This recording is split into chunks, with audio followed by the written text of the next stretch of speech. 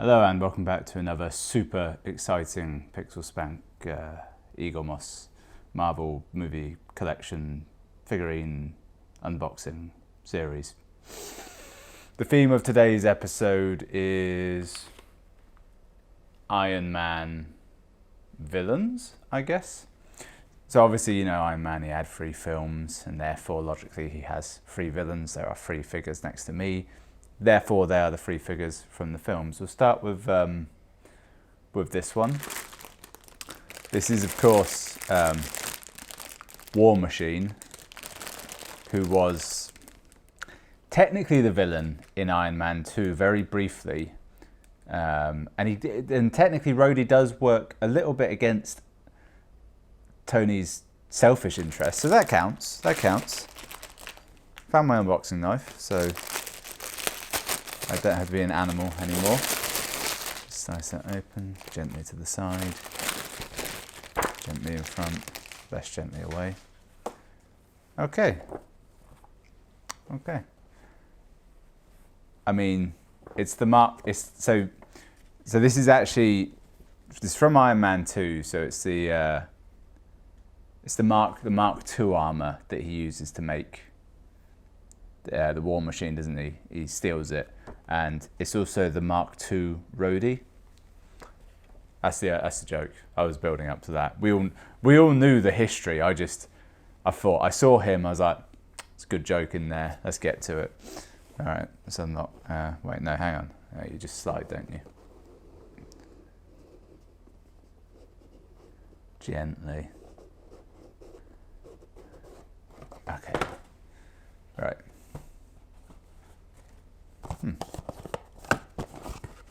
Kind of felt like there was something going on there. There isn't.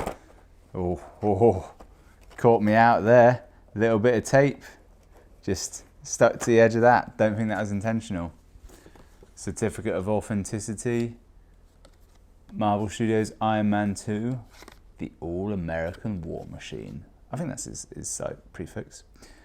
Number 7626.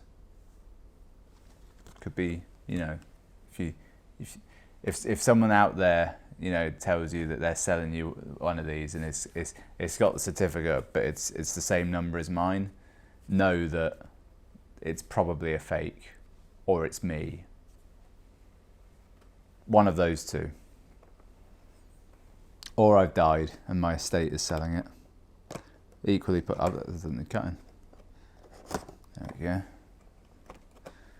Okay, I've got to be gentle. I've been told off in the past for roughly unopening things, but you know the thing is, opening. You unbox or you open. Okay. Thing is though, like, you know, in the post these things will get mauled anyway, so I'm the last step. Oh, this looks really nice so far.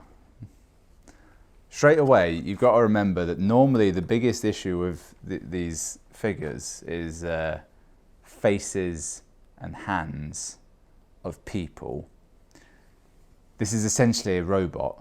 Doesn't have a face, doesn't really have hands, so it's already on to win. This is really nice, actually. This is good. Yeah, it's got a lot going on. It looks really good. It's a bit annoying that War Machine's colour scheme is a bit shit, just, you know, grey and light grey, but what can you do with that? His arms are big and chunky, you know, he's got like the pistol on one side, the shotgun looking one on the other. The minigun up top is great, really like that. In my head, he's supposed to have a second armament on his other shoulder, which isn't here. However, don't think he has that in that film anyway. I think that's a later addition, is stuff like that. And it does get very cool. It says War Machine on the bottom. It also says Act/7031, so if you've been activated that, Godspeed. Yeah, the feet look really good. Bit weird actually, I've now just looked. So the way he's stood, he's got 1 foot flat and 1 heel up in the air. If you look at the bottom of this heel, he's very clearly wearing a boot. It's the heel of a boot is there. It makes me think that the mold for the foot was used from somewhere else. I'm not sure if, it's unlikely in this small magazine there'll be any foot shots of the bottom of War Machine's feet, but you never know. Yeah, it's not looking likely. In fact, I'm gonna say it's a no.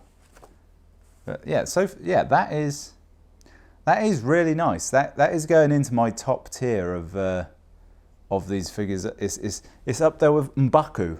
Note, both black. Is that just a coincidence? Yes. Right, next one. So, you know, obviously 3 big Iron Man films, but he was also in the Avengers, and technically a lot of that was his fault. So obviously we've got,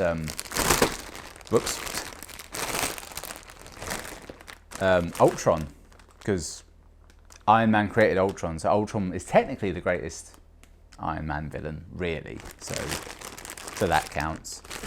So let's get that unwrapped. It's the it's the you know in Age of Ultron when right when he creates him and the Ultron takes over the Iron Legion. It's one of those, I'm pretty sure.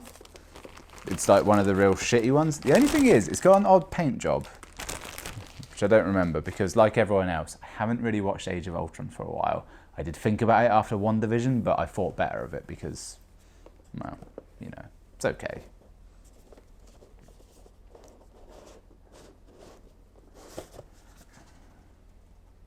My hand is shaking for some reason. I think I've had too much sugar, or not enough. It's difficult. Oh, this is the Age of Ultron, Marvel's Avengers, Ultron Mark 1. And this is number 929. I think that's one of the lower numbers we've had.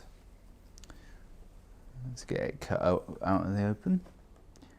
So far, this doesn't look great, but we don't want to speak too soon. You know, don't judge a book by its cover. Although in this case, the cover is see-through and the book is a picture book, so maybe you can.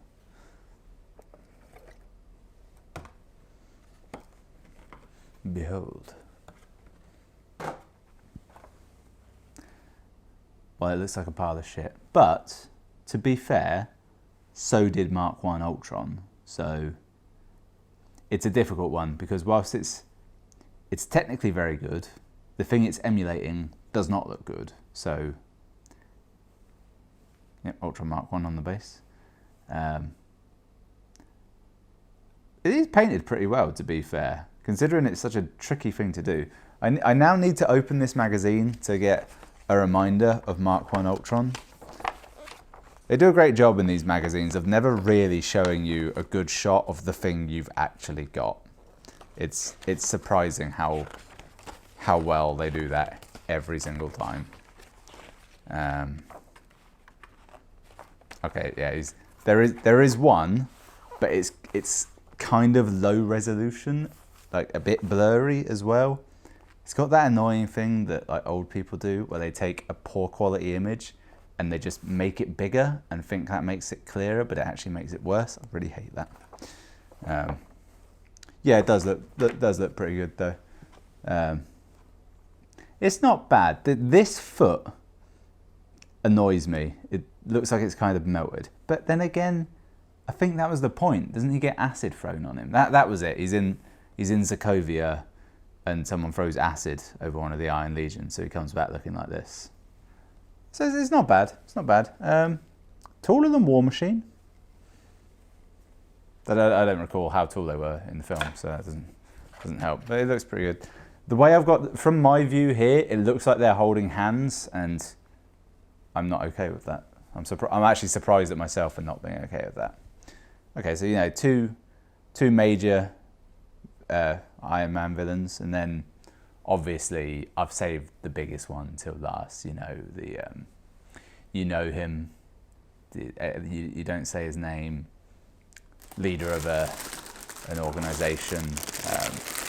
In many ways, the antithesis of Tony Stark. It is, of course, the one. It's actually Whiplash. Can't really build it up anymore because, well, It wasn't going to be an Ironmonger, was it? I mean, let's be honest. That's just a piece of shit. Yeah, Whiplash, old Mickey Rourke, who for my money was actually a very good villain. He did that great thing that also Baron Zemo did, where he knew that he didn't have to beat Tony Stark to win, because even though he lost when he first met Iron Man on the racetrack, and then he lost again afterwards, he actually did attain his goal, essentially, of really shafting Tony Stark. But then it turned out Hydra was involved, so maybe not. Ivan Vanko, just remembered his name. Huh. Thinking about it, his dad has never really factored in anywhere else. Given that they did Black Widow, a very Russian Soviet set film, they could have had him in there. Card was very stuck. Certificate of Authenticity, Iron Man 2, Whiplash, 2603. They never showed a body for him. He could come back. I don't know why it's slightly larger. It's in the same category of Hulkbuster and Surtur in terms of size. They have a name for him. I can't remember what it is though. Which makes sense for these two, because Surtur's a giant and the Hulkbuster is bigger than normal. But I mean, Whiplash was a little bit bigger than Iron Man, not even as big as Ironmonger, if memory serves. I feel I need to point out that I do really enjoy Iron Man 2. It's genuinely one of my favourite Marvel films. Probably definitely my favourite Iron Man film. It's not my build. It's just brilliant all around. Okay, let's get that out of the way. Move. Everyone move. Move. The big dog is talking. Or being on stage. Okay, first thing that is surprising to me is that the whips are not solid. They're, I don't know what they are. They're not flexible. In fact, they actually come out. That's okay. I thought it was about to break, but I think it's a bit of copper wire they've painted it. In fact, I think it's a regular wire with copper in the middle. If I were MacGyver, I feel like there'd be a use for that. Right, that's not really in there in any fashion. Okay, so hang on. Okay, I thought that was the case. So big key factor, a lot of Iron Man-esque armor suits. Normally a big light about here, middle of the chest. Often it's an arc reactor, sometimes it's flare. And I do remember a key point of Iron Man 2 was that Ivan Vanko could make his own arc reactor. That was sort of a big factor. And if you look here on this cover image of Whiplash, there is an arc reactor there. It's lit up white. Now, if we look very closely, we can see that it's not at all on here. It's not been painted whatsoever. And well, they painted his eyes white. I was almost going to say that maybe they've actually forgotten to paint the entire thing, because it is all grey, but I'm pretty sure he was all grey. But they painted the eyes. So if they've done that, I now need to look at the rest. Oh, good. Okay, well, yeah, there's an image here of the